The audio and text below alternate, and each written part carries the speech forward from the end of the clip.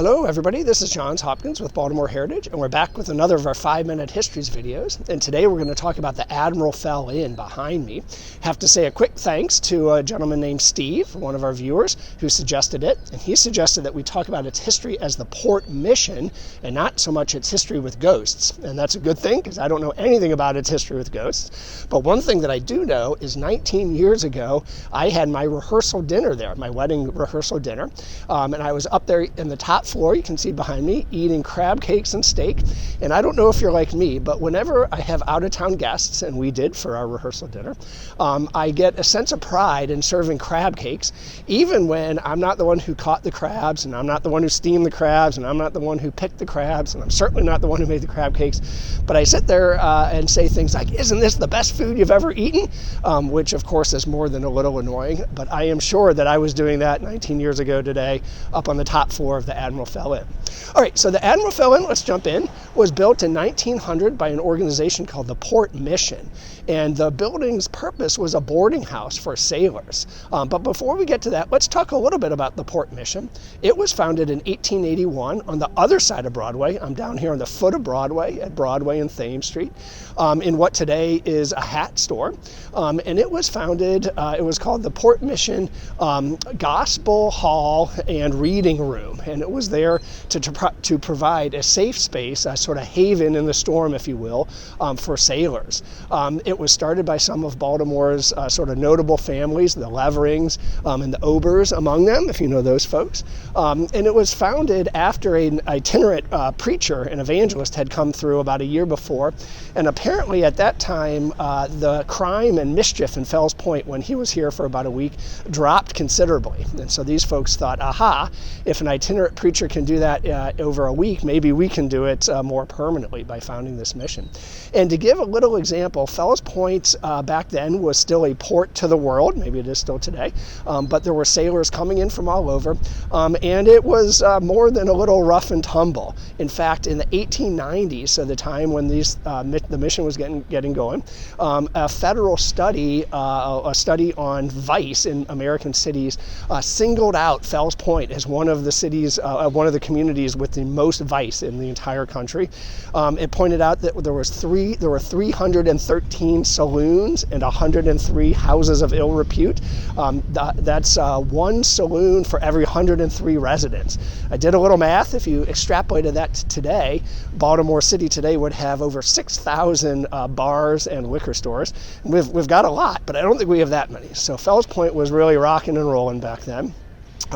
And there were a number of other missions in addition to the Port Mission.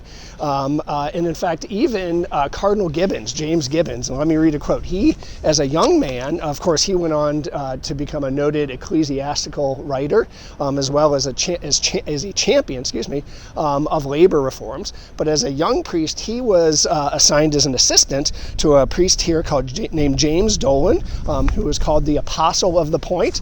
And even for Cardinal Gibbons, I think Fells Point tried his patience.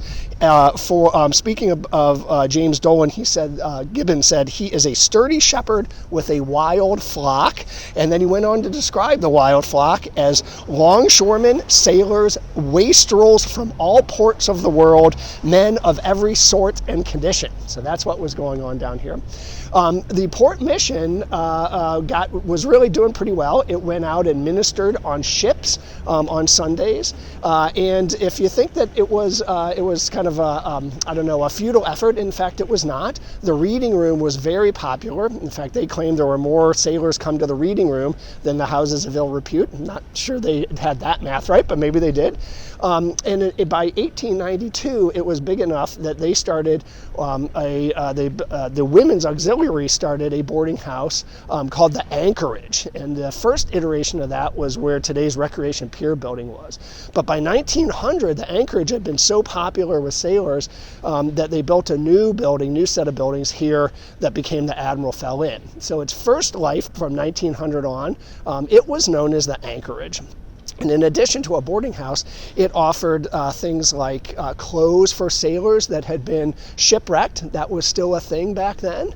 And for a modest fee, you would deloused. I think that was mandatory to get in, and then got a room where you would be safe from getting shanghaied. That was also still a thing back then. Being shanghaied, you would be essentially kidnapped and wake up on a boat out in the middle of the sea, wondering what happened and where you were.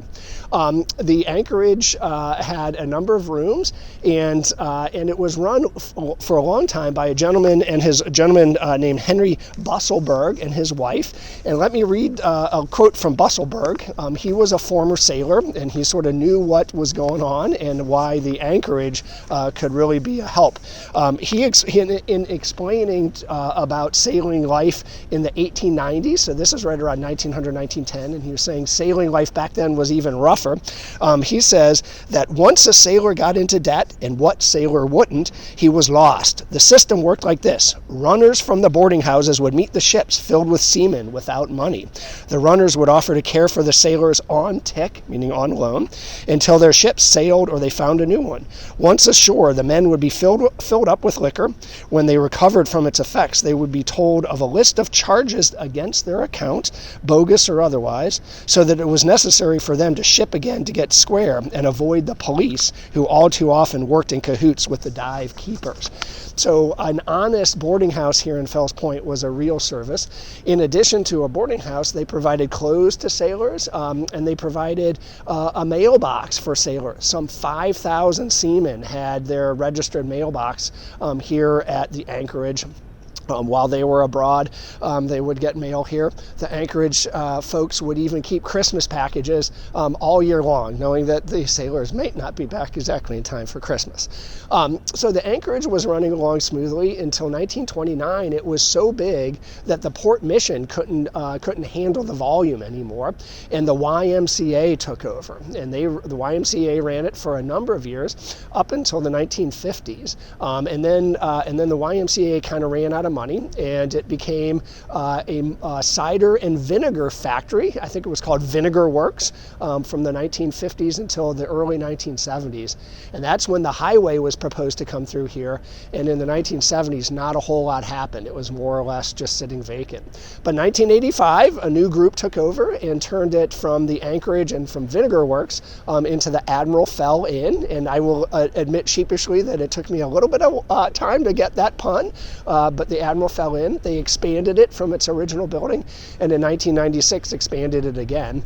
And then, of course, in 2001, I was on the top floor eating my rehearsal dinner of crab cakes. So hope you come down and take a visit. It's now snowy on the ground, and it looks marvelous. Fells Point, even though it's cold, is still a beautiful seaport with people coming in from all over the world, and it's worth a stroll. All right, thanks so much, and we'll see you next time.